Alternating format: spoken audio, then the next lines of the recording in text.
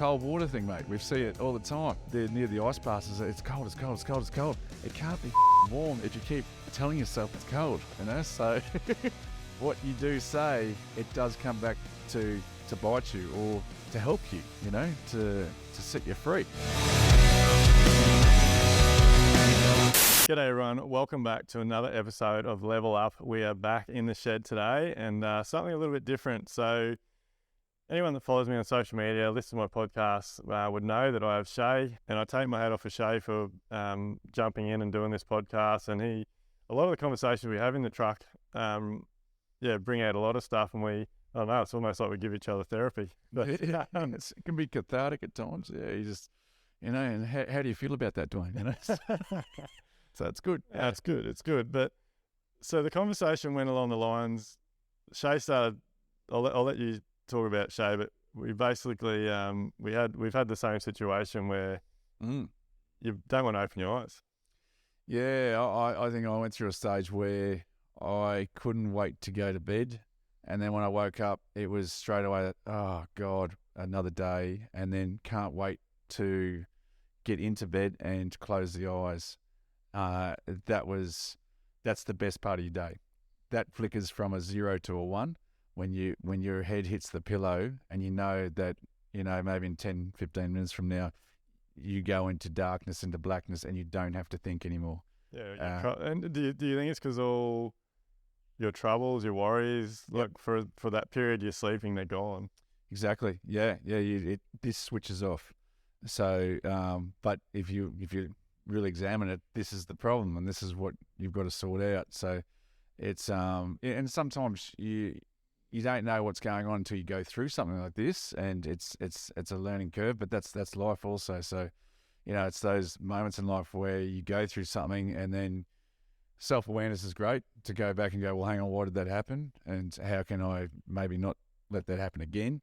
But yeah, I think being on this planet, being born on this planet, there's going to be things thrown at you left, right, and centre. Yeah, life stuff. Just to go back a bit, like this, I think this podcast is going to get pretty deep. But the reason Shea and I have these conversations, and the reason we're putting this out there on this podcast, is I know personally a lot of people, male and females, that struggle with depression, anxiety, bipolar, all those types of things. And me doing this, putting myself out there, Shea, being vulnerable and putting himself out there, our hope by doing this is that someone listening to this podcast will hear this and know that there's a way out. Like there's a light at the end of the tunnel, and you can work your way out of those deep, dark holes. Yeah. Because I know, man, like I would have loved to have heard the sort of stuff that we talk about when I was in those times. Like I've had those times as well where I basically just drove around in I think people looked at me, I think people found it hard to understand or even think that I had depression as bad as I did and was in the state that I was, because like I had a great business. Like I had 40 plus guys working for me. Well, that was the perception. Perception. Yeah. I was 24 years old. I bought my first F truck when I was 24 years old. I bought a 28-foot boat when I was 25 years old. But it's a perfect example. Like money does not buy you happiness. Success doesn't buy you happiness. I was going through, I had all the stuff, everything I wanted, I was getting, but I was still driving around lost and just couldn't wait to put my head on the pillow at the end of the night and not have any problems. I think as a 24-year-old kid, when you've got all that stuff and you've got all that responsibility, your platform becomes higher, and it's a further to fall than someone who's not dealing with millions of dollars and 42 carpenters. Like there's a lot of responsibility. So that's for a 24-year-old to take all that on, a lot of stress, a lot of pressure. But you know, some people may be stressed over a girl or a boy not accepting their friend requests. You know what I mean? And that could bring down their whole day. Not getting any comments on social media or exactly. Yeah. But what you probably went through as a 24-year-old has molded you into the person you are today as well. So I think that's important to actually just even acknowledge that 24-year-old Duayne helped you to where you are today, and running successful businesses, helping other builders run successful businesses. That 24-year-old Duayne was a big help along the way. If anyone can hear heavy breathing, it's just big Walter, the German Shepherd, coming in to sit down. Place. So mate, tell us a little bit about your situation, because you went through a lot of trauma, didn't you? Like your world turned upside down overnight.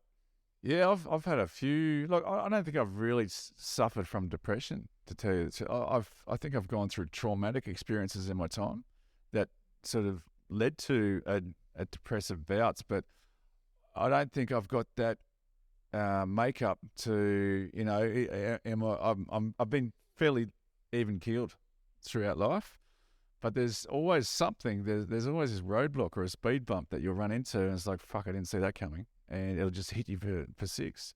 So there's a couple of things that probably the most traumatic thing was actually starting university again. So when I started university, I was a mature age student. I was probably 27, 28. I'm hanging out with 18, 19-year-olds, and I'm going into acting and drama. And I'm taking it seriously because I'm 28, 29. So if a lecturer or a tutor doesn't show up, I'm like, I just drove from the bloody coast, mate. Like, you're wasting my time. But as an 18, 19-year-old, you've got different priorities. But I remember actually trying to do essays. I couldn't write 2 words. Yeah. And it developed into a twitch. It developed into me lying on the ground and just couldn't actually get myself up. My brain just started shutting down. It went from worse to worse to worse. I had to go out to mum and dad's, and mum would help me write. And as a 28-year-old man, male, you're like, this sucks. Like, you're supposed to be, I don't know, maybe have a mortgage, have a car, 3 kids at 28. Here I am at mum and dad's, and they're helping me like I'm a 7-year-old again, do an assignment. Yeah. And it just felt awful. And then you start actually telling yourself, maybe I'm not that smart. Maybe I haven't got what I used to have. And then you start actually convincing yourself that you're not that smart and you shouldn't be at university. And I actually just a couple of times just sitting on this, I was actually wrote a letter to the dean to say, I quit, I'm out, I'm done. I'm just going to go get a job. And I don't know what kept me there, but I actually showed up the next day, and then I finished my degree and got my degree. But to this day, like, I've actually written the letter to say I'm done. Yeah. And I think it's an important story, because everyone can probably relate to that in a different way. Like, it's like so many builders and tradies, like they would be in that same situation, and like you just said, then you get in situations that you end up convincing yourself that you're not good enough, or you shouldn't be doing this, or I don't deserve to earn more money, or I shouldn't have this, or I shouldn't have that, or I can't get that. And it's what that story that you continually tell yourself, that's what happens. Well, it manifests. So like that repetition becomes your belief system. So I was like, I can't do this. I can't do this. I can't do this. I'm shit. I'm no good. I'm no good. I'm no good. If you drill that into yourself enough, guess what? You can't be good at it. As we were just talking off camera before, like, all my mates like through our 20s, like, I'm really shit with women. You can't be good with women if you're talking about yourself that way all the time. The cold water thing, mate, we see it all the time. People go down by the, or they're near the ice baths and say, it's cold, it's cold, it's cold, it's cold. It can't be fucking warm if you keep telling yourself it's cold, So what you do say, it does come back to bite you or to help you, to set you free. Yeah. Yeah, you've got to, like, I believe stories are the key to success now. Like, you have to be constantly telling yourself what you're going to achieve. Like, I know, we'll talk about it soon, but like, I do it by journaling, but also just giving myself a pat on the back. Yeah. I think, I don't know, it's like times are definitely changing, but like, I was brought up through that old school era where you got kicked in the ass if you did things wrong, and if you even looked like having a tear in your eye or being emotional about something, you thought you might be a puff or whatever. Yeah. You got degraded, like all that type of stuff. But it doesn't have to be like that. Like it's okay for blokes and females to be vulnerable. Oh, for sure. Like, yeah, I remember being in band music, and you were called a fag for going to band camp. Yeah. And I'm like, I'm just hanging out with all these chicks. What are you talking about? But it was like those sort of things back then, like, because I'm 44 now. So I graduated in 96, but back then those things were gay. Yeah. You know, and like those things now are well accepted. Like all the kids do speech and drama and music. So I'm glad that the evolution of the human is, we are starting to progress in that sort of way. And so, but back then, like, if you're insecure and you're not sure of yourself, and people calling your names could hurt. So, you know, it is like, I feel for people that are in, because like, well, you know, like you do most of the social media stuff and that now, all my videos and things. Like, a lot of people that get in touch with us now are all in that space. Like, they're telling themselves the wrong story. And I heard this explained really well on a course I was doing only a couple of weeks ago. And they basically said, and I've heard this multiple times before, but this was the best way I've heard it explained. Like, we are all just born into beliefs. And that could be anything. That could be just the way we're brought up, the religion, our parents' beliefs, our extended family's beliefs, whether that's religion or like anything. But when you're born, if the wrong parents walked into a hospital here in Brisbane and some Chinese people picked you up and took you home, and they spoke Chinese all the time, you would just learn Chinese. That's right. Yeah. So just because we're born into an environment or born into a culture or a religion or whatever beliefs it is, it doesn't have to affect the rest of your life. No. And I think a lot of people, like, I know, like I've had some really shitty beliefs when it comes to, like, just that's the way it is, harden up. Yeah. Like you need to work hard, you'll never be successful, you don't work hard, and like a lot of people's beliefs that I believe are wrong, especially when it comes to money. Like, so many people just have this background noise from family members or relatives or friends that, you can never afford that, you can't get to that, that's going to be hard work, or you work too much. Like, it's stories. Sadly, money's still the precursor for success. So, which it shouldn't be. No, not at all. Mate, look, like, have a look around. Like, how many wealthy people around the world are unhappy, depressed, like using drugs and alcohol and sex for, like, to make them, or to try and make them feel better? Yeah. Like, some of the happiest people I know, I've got nothing. Well, they haven't got nothing, but they're comfortable. Yeah. They're happy. Like, they don't need to show off. They're happy with where they are, with what they have. They're not trying to exceed. And they love life. Look, I think there's some seeds that are planted as when you're a kid growing up, and I don't know, you've probably got a few from your mum and dad that you get to a point though in life where it's like, hang on, this is where self-awareness is huge. Is like, is that actually working for me anymore? Like, we've got the luxury of actually having Google and the internet, and we can look at all these things up and get examples from a million different people. Our parents didn't have that, so in some ways they were, they're doing the best they can to and like love.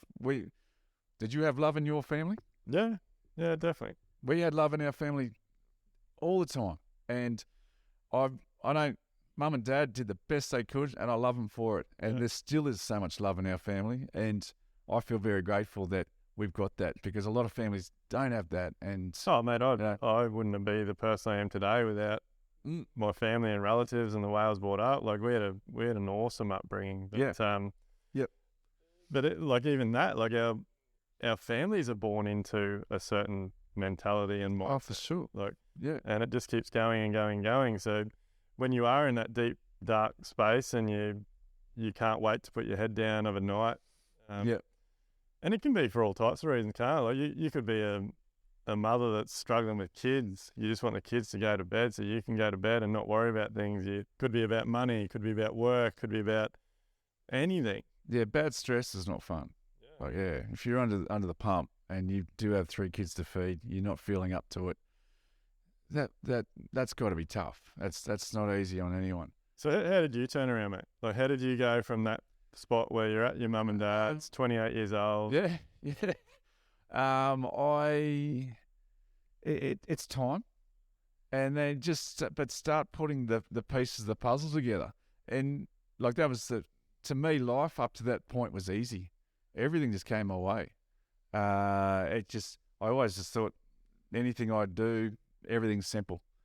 And then that happened. But then what happened, I actually got myself back on track. And I'm a talker. I talk to people.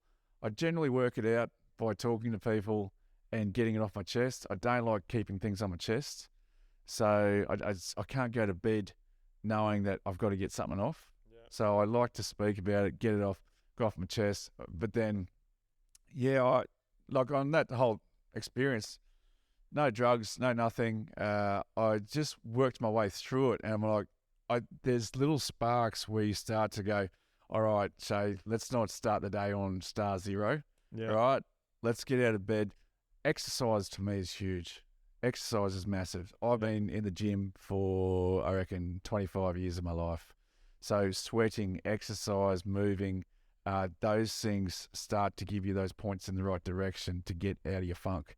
Yeah. So exercise is a big one, but they're the two, exercise and talking it out. And slowly but surely, you start to change that story in your head that you've shit at everything, that you're no good at things, you're dumb. It's a 28-year-old, because I actually went through school, like, smart. I was an academic. And to go from that to that at 28, and all of a sudden, all your world just comes crashing down. It was, like, as I said, I developed a twitch. Yeah. Like, how that actually happens, because it's almost like the bad juju trying to get out in some way. So you just start, and I would lie on the ground and just twitch for hours, and it was just, it was horrific.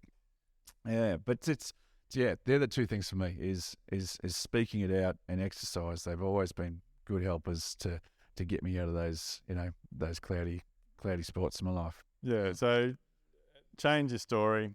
Like, yeah, that's I know that'd be number one for me. Like, yeah, change your story. And so with your exercise, let's talk about routine. Like, routine for me has been a big changer in my life and improvement. I know you're pretty big on your routine. Yeah, look, I think, because obviously if this is chugging along nicely, then, things are balanced. But I think it starts even with the diet. So I've changed my diet a lot. Oh, mate. Someone that I used to bloody get up every time you get a can of Coke. Yeah, you would. Yeah. I haven't had a can of Coke in probably 2 months, I reckon. Yeah. But the can of Cokes were like, I need that hit of sugar. I need that hit of something to get going. And, yeah, they're gone. So, diet, and actually, you just, when you clean your diet up, you've got so much more energy to do whatever the hell you want. And it's a sustained energy too. But it's also understanding about yourself. Like, I'm very sensitive to sugar. So those things really give me these spikes, but I also crash, really heavily. So it just, taking it out of the system works for me. Like, apart from the Coke, like, you're a very healthy eater. Like, I see you bring your lunch every day. Yeah. You're all over it. So yeah, I think that's like with my partner as well. Like, she helps out with, she eats really healthy. That's the environment. If she ate a bucket of chicken from KFC every day, I'd probably like, geez, that smells good and that looks good. I'll just give me a drumstick, So, oh, mate, just back in the day, that was our go-to when we'd drive around as teenagers. You used to get 6 drumsticks for $6. The smell, mate, still gets me as you go past the KFC. Yeah. But talk us through your routine, because I know, so you've recently moved into a new house. Settled in with your partner, and I envy you. You've gotten a really good routine now. Yeah, it's great. It's literally get up probably 5:30, and then gym, and then swim, and we go down to Caloundra, Kings Beach, or Shelley's Beach around the corner there. I just I just soak in salt water. I love it, or catch a wave, and then go have a coffee, and then I'm writing a feature film at the moment, so I just drink some coffee and write this film, but that just sets me up for the day. I've done my exercise, I've done my swim, and I never take it for granted being down by the beach. There's pandanus palms there. There's sun peeking through the clouds. There's something about that place up there, or just having your feet in sand that I just got a smile on my face all the time. Yeah, love it. Yeah, no, it's awesome. Well, you can see it in people's moods, can't you? When they've got a good routine that works for them. Like, people are energized and it works. Yep. For sure. Yeah. I think, and it's like, I know for me, it's been all the simple little things that have really helped me over the past 5 years. Yep. Just having clarity and knowing where I want to go. Like, I'm big on writing in my journal, and I guess it's those, you keep, like, for me, telling myself those stories and then putting those stories in my journal. Yep. And then I like to go back and review. Like, I'll just every now and then I'll flick back and look at a year ago or 2 years ago or whatever, and man, it's good when you see the shit that you've written down and you're like, fuck, I smashed that. Yeah. I've got that now. Like, or I've achieved that, or that's happened, or... What's the one thing in the last month or two that you've read, seen, that goes, holy shit, and the light bulb just went off? And you may have made a tweak to what you do because of that. Could be a little bloke saying anything. Mate, there's a lot of them, but one of the ones that I wrote down actually in the last couple of weeks when I did this online seminar from the States, it was that we're all stuck in this mindset where we're only achieving enough to survive. But what is enough to survive? Like, what happens if you get a bill that you didn't know about, or a family member gets into trouble, or like something comes up, or your family has a medical issue that you need to get into a hospital, and if you had more cash, you could get them into a better hospital. Yeah. So that's been a big one for me in the last month. Like, get off that bandwagon that just being comfortable is enough. Like, I want to have enough that I can help other people. Yep. Yeah. Well, I suppose that go back to the parents. The amount of times I hear my parents say, we just deal with things. We just get by. It's, again, that talk, and that's been their talk for their whole life. It is. It's just on the breadline. Yeah. You know? Yeah. But you want to thrive. Yeah. You don't. Not everyone wants to thrive, and that's okay. You know, but you got to work out what your thing and what works for you. So look, like we said before, I definitely don't believe money makes you happy. I don't believe money solves any problems. If anything, I think the more money you have, the more problems you have. Yep. I think money will solve problems, and whether that problem is being able to have the house you like, or the car you want, or help a family member out, or like all of those things we just mentioned. Yep.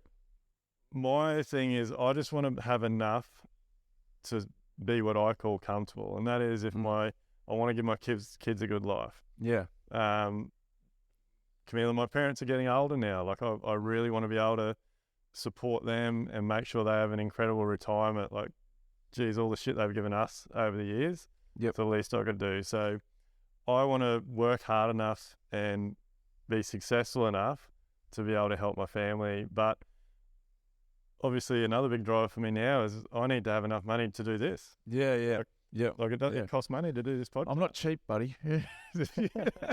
But look, just going back to the environment, you've taught me a lot. So we've been now doing this for about 2 years. Your work ethic is relentless, and I can't see you not succeeding in what you want to do by your grit, determination to actually, and you're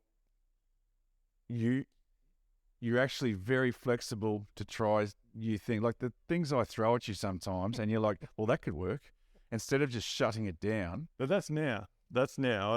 I know, but you know me for a long time, and like when I first met you, there was no way in the world I would have said or done half the shit that we do now. I know, but I take my hat off that you at least gather the thought and go, well, hang on, because that'll come out. Like, instead of just shutting it down straight away, that's not me, I don't do that, right? You actually will, you've got the flexibility to try new things. You put yourself out of your comfort zone all the time.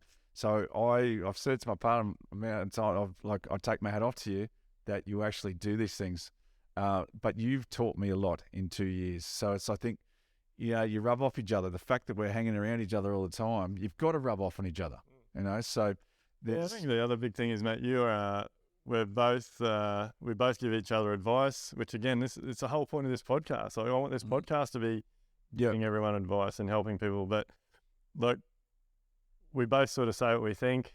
Like, we'll pull each other up every now and then. Yep. Mate, do you know what? The amount I've learned from the podcasts is huge too. Like, when the Trademark boys said, when they, like, you asked them how do they deal with their problems, because obviously they're going to get under each other's skin at some stage. And it's like, it's addressing the small problems before they become a big one. Yeah. And I think that's spot on, because they'll start to well up to this big problem if you don't just hit it on the head straight away. So I think that was really good. Oh, mate, to relate that back to the builders, tradies, clients, whoever it is watching this as well, like that is huge. Like, I know so many builders end up with these big shit problems that could have been resolved with a simple phone call or organising a catch up on a site.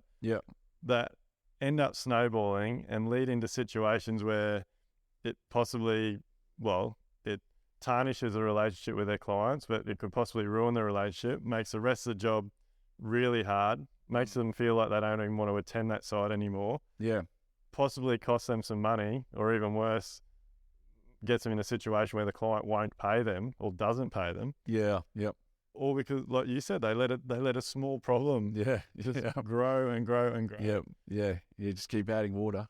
But it ties into how we started this podcast, mate. Like that. That tiny problem of just wanting to go to bed each night and close your eyes.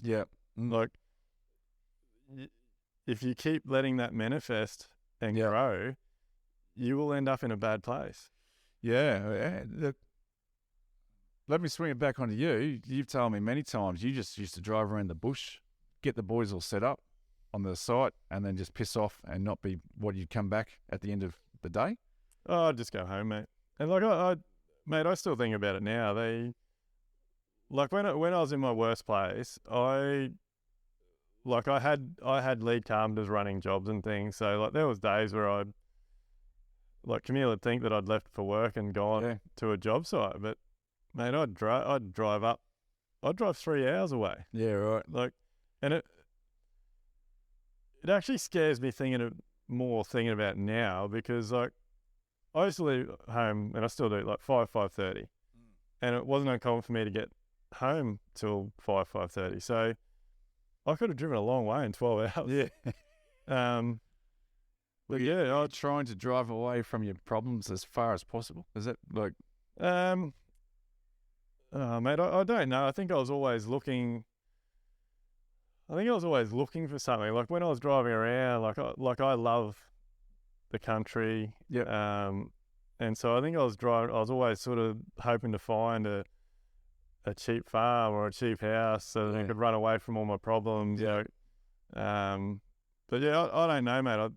And look, my phone would ring during the day, and I was in my truck, so people didn't know where I was. And like, when the phone rang, depending on who it was, like, I'd answer the phone and I'd pretend I was all cheery and no worries, mate, sort that out. We're on to that. It's all a facade. It was all a facade. Yeah, mate. I think sometimes, like, going for a drive, it can be soothing as well. Just seeing the countryside, there's nothing can actually, but the thoughts are bad though, aren't they? And so how did you get out of that? Mate, look, I just couldn't let people down. That was probably the biggest thing. Obviously, most important was Camille, and like, at the time we had Lottie, but number one, I couldn't let my family down, and number two, I couldn't let my team down. Like, I had some really good carpenters, and I don't know, like, I do quite often wonder, like, where I would have ended up if I hadn't grown such a big carpentry business and had so much responsibility. Like, maybe if I only had a couple of guys and small bills, and who knows, it could ended up badly. But I couldn't give in. I couldn't let it down. Yeah, it's like, it's intriguing, mate. That's just the journey of life. Like, it's ups and downs. But I think in some ways, if you got to learn from that last experience. Yeah. You don't have to. You can keep going around the same bloody, the same roundabout.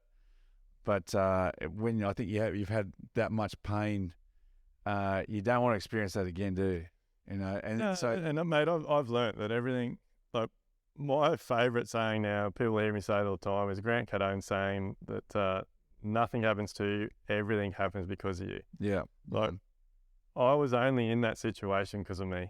Yeah. Like, I was incredible carpenter. I grew a great carpentry business, or I grew a great carpentry gang. I didn't know how to run a business. Yeah. Like, it was all my fault. I could have easily went and done courses. I could have educated myself. I could have learned how to run a business. I could have learned what tax I need to pay. I could have learned about work cover and super, and like, every problem I had, I could have put in the effort to solve. How do you when you see builders now that are like that Duayne that just drove 3 hours out into the country now, how... Geez, this has turned into an interview, mate. Well, no, because I'm intrigued. How do you address them? Look, I definitely struggle with this because I didn't know, like, everybody's going to be different. And I guess that's the reason why we're doing this podcast. It's the reason why I'm putting myself out there on social media. I didn't know how to get out of the situation I was in. Yeah, right. But I do now. So I hope by doing these podcasts and doing everything we do, people pick up, they have a little light bulb moment, or they write something down that just, like, I think for me, my big turning point was, like, when I realized, like, for a start, we ended up having to borrow some money to get ourselves out of trouble. And for me, that was horrible, like, absolutely horrible. And so for me, that was the driver. Like, I knew I had to work my ass off to pay that money back. It was a personal loan, wasn't from a bank or anyone, but and so for me, that drove me. So I used some of that money to try and start getting some mentoring and coaching, and from people that were in the industry. And for me, I learned so quickly, like, who the fuck are these people? Like, these people are trying to help me, and yet they don't know what it's like to sit in front of a client. They don't know what it's like to deal with a situation on site every day. They've never been a builder. Yeah. So that's where it all sort of started, and I just became so passionate. And again, like, I didn't even know the saying at the time, but nothing happens to you, it happens because of you. So I just started learning. Yeah. Like, isn't it amazing though that when you manifest those small things, like, you now want to help 100,000 builders? Mate, I want to help 100,000 people this year, and next year it'll be 1 million. Yeah. Like, I don't want to. I'm on a mission now, mate, that when I pass away, I'll leave a legacy, and Duayne Pearce will be known as a person that created a new building industry. Yeah. Created a new way. Like, and for me, there's a few. I've got some targets with that. Like, number one is separating the small builders, like custom family-run businesses, mum and dad businesses, the one-man bands, from all the tier one builders, two builders, the volume builders. Like, I want a community of builders that works together, and that's what we're doing with Live Like Build. Live Like Build is, mate, you've seen the conversations. You're coming to the event in March. Like, our community of members that we have exceeds what I could have ever imagined. Like, we've created a community where people are quite comfortable to talk about all their issues. Their margins, their profit, their issues with clients, their understanding of contracts, admit problems they're having, ask for help. Like, and we're seeing incredible success from those guys. So, 100,000 this year. Yeah. go for $1 million next year. Imagine the 24-year-old Duayne saying that. You'd think you're freaking crazy. Well, mate, that's that story thing. When I turned things around and I started going all right, like I used to like get on these big highs and think I am going to change this industry. And then I'd have a conversation with another builder or a few builders or a rep or someone. Yeah. And someone would say, "Oh, mate, you'll never change it. It's too hard. Like, just got to deal with it." There was a bit more grit, a bit more determination when people. No, then I'd fall over. Then I'd right, yeah. I'd just go back to my old ways and just poke along, and then. So you listen to them. Yeah. Yeah. Wow. Yeah. Okay. And I did that for years. Yeah. And then when Amelia and I started Live Life Build, and just our combined passion, and I was like, "Fuck, I'm going to do this." Yeah. Like together, we are going to create a new industry. And that's awesome, mate. Look, Amelia and I have spent a lot of money in the last few years. Live Life Build is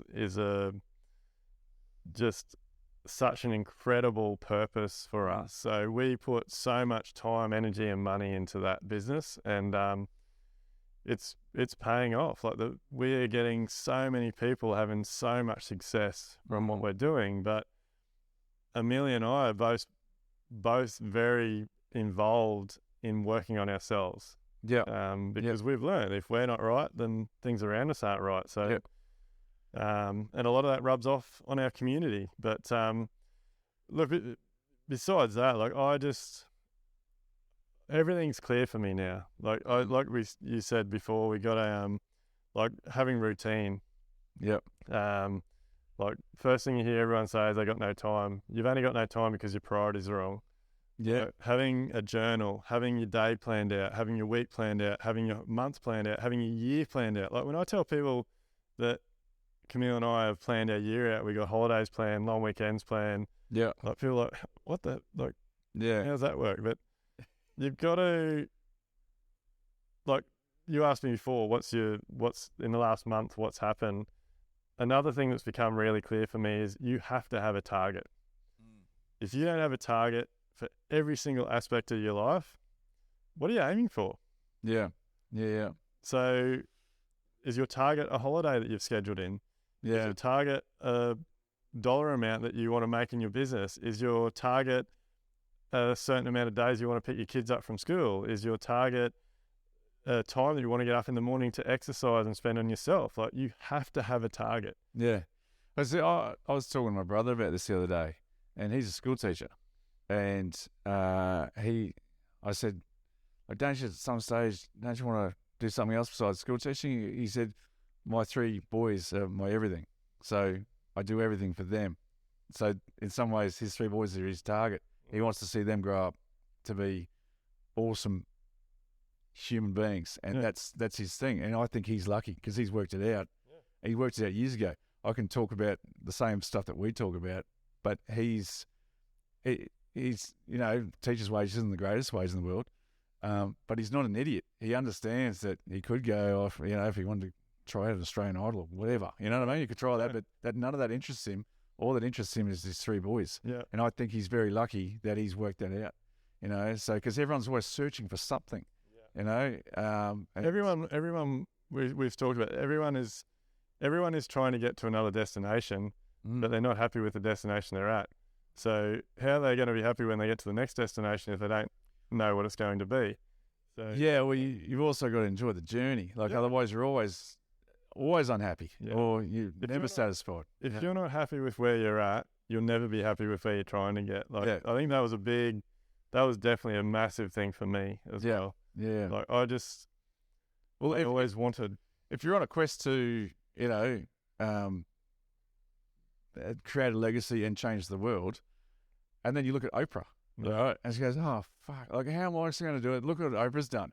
So, like, you can never look left and right. You got to just do your thing. Oh, that is another massive thing. Yeah, I think you get really down if you just compared yourself to Oprah. Yeah, I think it's really shit. Massive problem with the world at the moment, mate. And with our audience builders and tradies, like.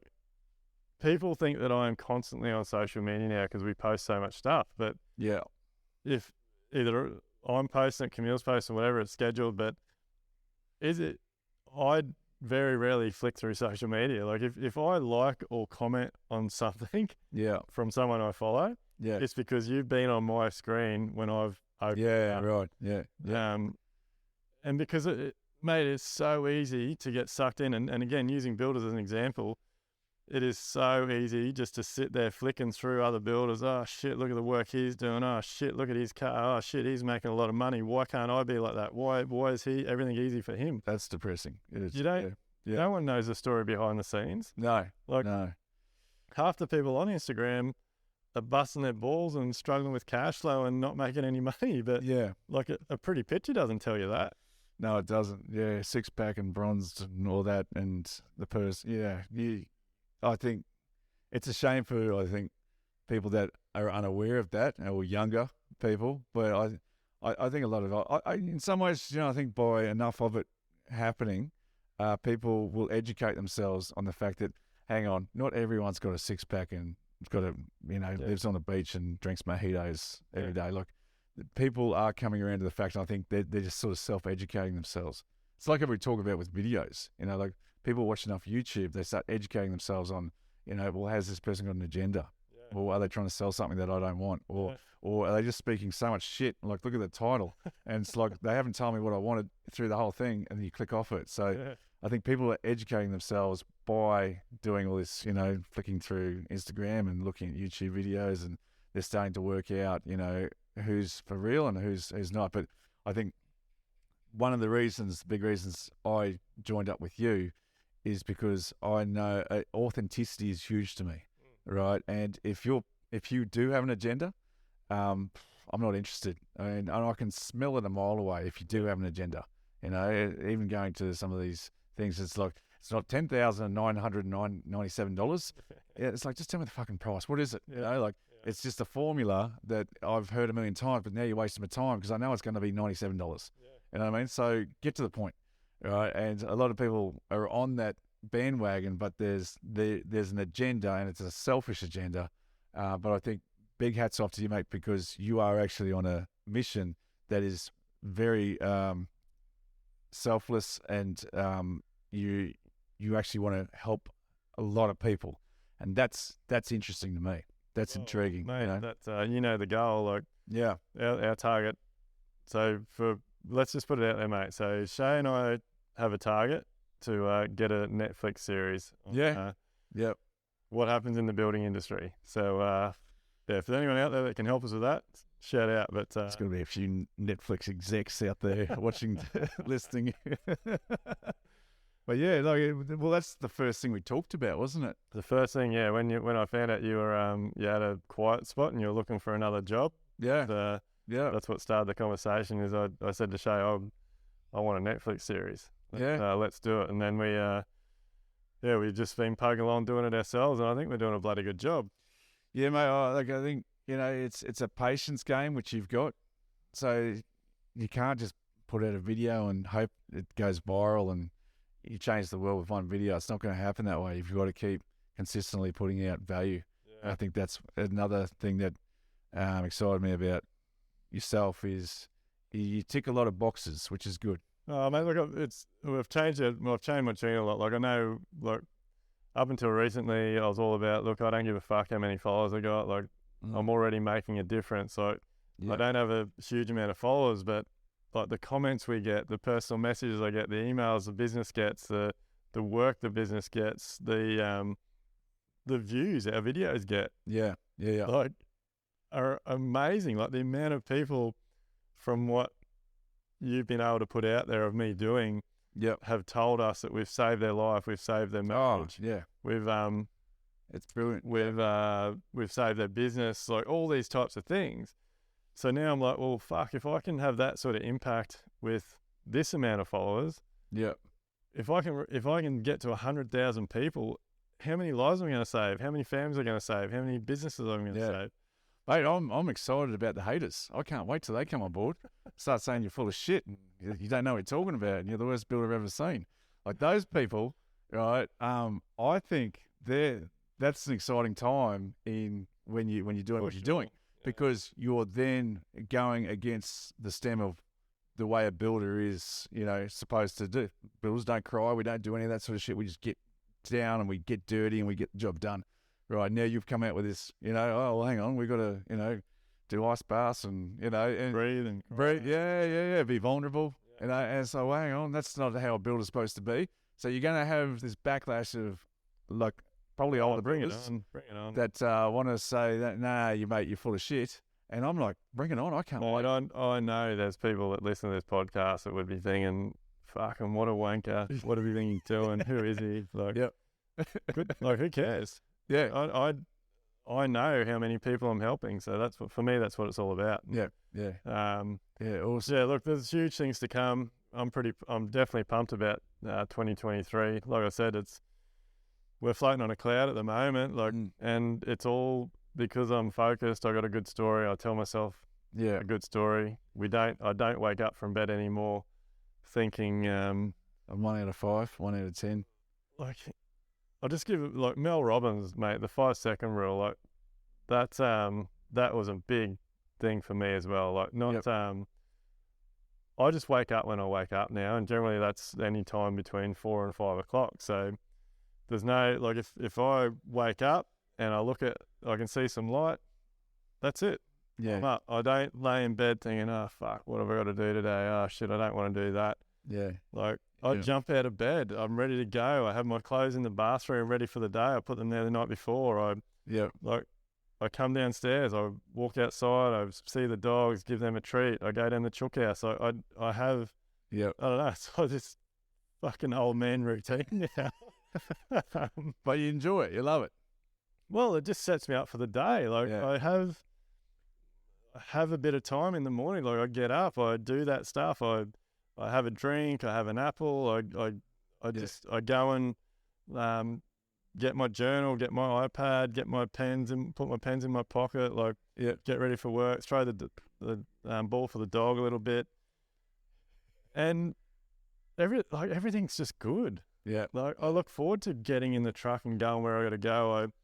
My day's scheduled, so, like, the first thing I do before I jump in the truck, or even when I get in the truck and start it, I look at my schedule. I look at what my meetings are for the day, where I've got to go. I have in my mind what's going to happen. Like, yeah. So there's no stress. Like, it all flows. I can't stress enough to people to have a routine.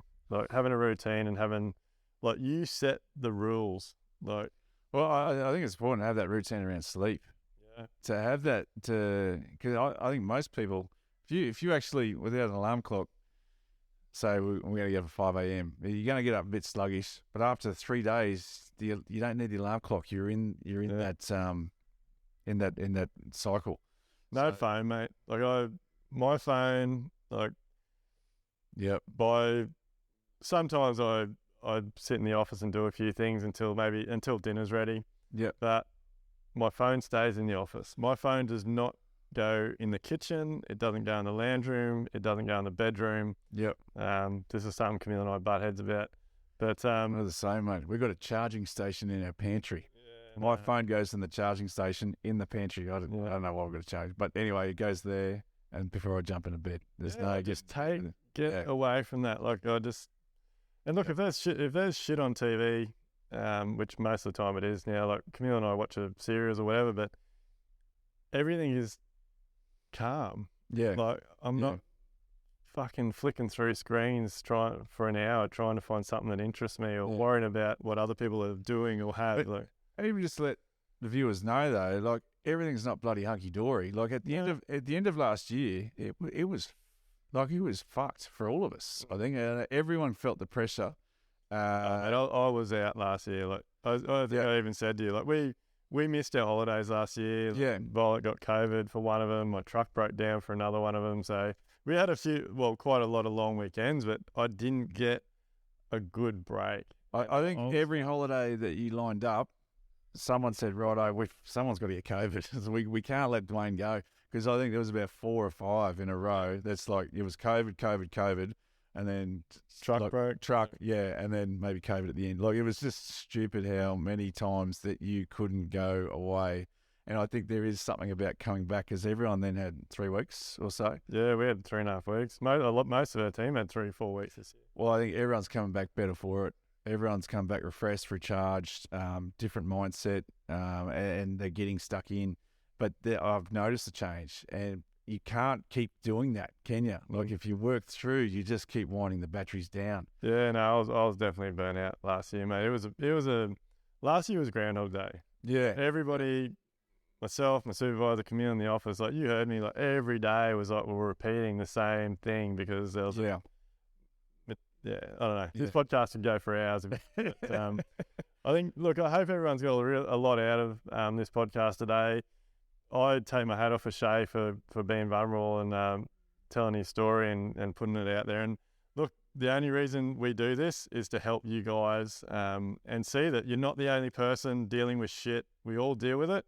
And hopefully some of the stories we tell and the advice we give helps you guys out. So I'm going to put Shea on the spot now, because, mate, what does level up mean to you? What does level up mean to me? Well, level up probably means to me, I've got to think about this. I didn't know you were going to do this. Well, mate, every guest gets the question now. What's level up mean to you? Level up. I think, for me, I was going to edit this and cut all this out and make. No, that's fine. That's what. Hence the long pause. There's no cutting on this, mate. You are. I'll put you on the spot. Leveling up for everyone to feel that you don't have to be on the wrong side of the coin. You don't have to be negative. You don't have to feel that the world's against you.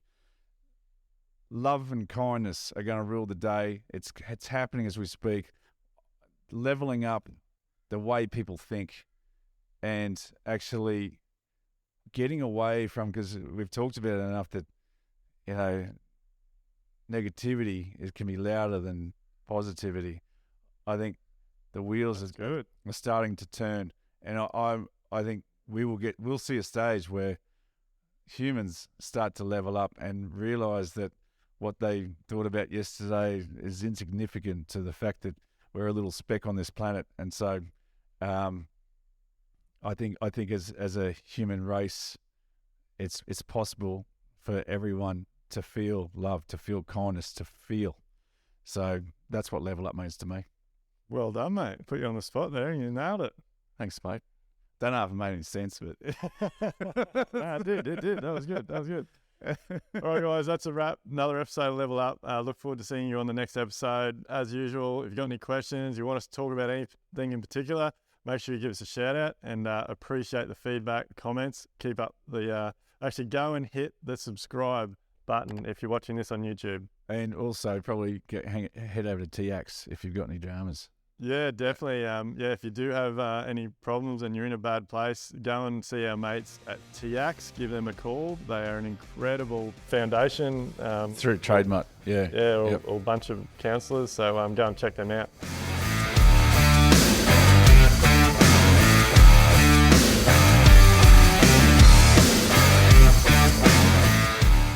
Everything discussed during the Level Up podcast with me, Duayne Pearce, is based solely on my own personal experiences and those experiences of my guests.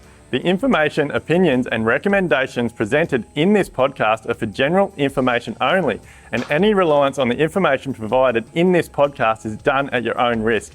We recommend that you obtain your own professional advice in respect to the topics discussed during this podcast.